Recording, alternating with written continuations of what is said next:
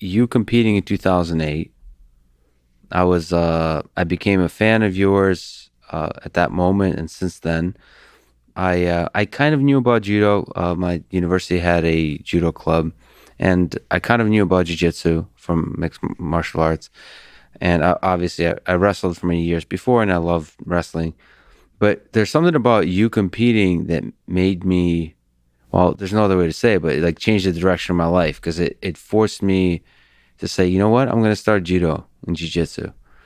And first of all, for that, I'm really grateful. But it's fascinating to think because this kid who's 22 years old, I'm sure I'm not the only one, that you've influenced, like you've changed the direction of my life. And there could be huge number of others like that. I mean, that's the power of you as an individual on the Olympic stage. You ever think about the pressure of that? Did you think as a 22-year-old, there's a bunch of people, like I know I'm not the only one who changed. I just happen to have a microphone recently. You know what I mean? Like, it's fascinating to think about, right? Like perhaps you didn't think about this. It's just a judo match, but you influenced hundreds of thousands of people, if not millions. Is that interesting? It's it's not something that really hit me until um 2012 when I lost. Because that's when I would say the world felt bad for me Hmm. at that point. And that's when you knew that people were watching and people were inspired by the loss because of how much went into that match. Yeah.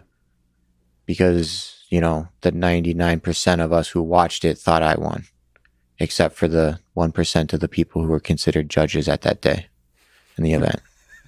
So, But I mean, that's the win or lose. That was a really inspiring match. and that's when it dinged that Yeah. because I don't watch something and really get inspired by the person and the act. Mhm. It's it's an accumulative thing.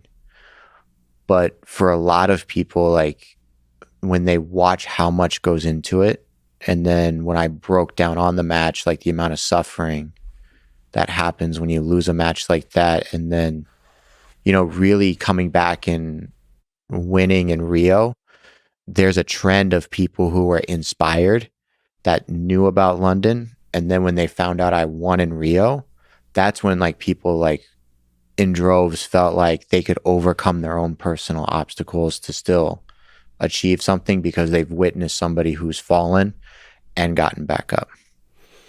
Yeah. But it's not something that you think about on the day. It's when you look back and you go, oh, cause and effect. I wonder if you can comment on that. I'm trying to realize and live up to the fact that there's young people that come up to me, and I'm starting to realize certain words I say will have a long lasting impact on them. Yep. Because you say it as you don't even, doesn't just, Yeah. the whim. Some of them might come back 30 years later, and a word I said was the reason they quit a thing and started the new thing that led them to become their true self, to find success, all that kind of stuff.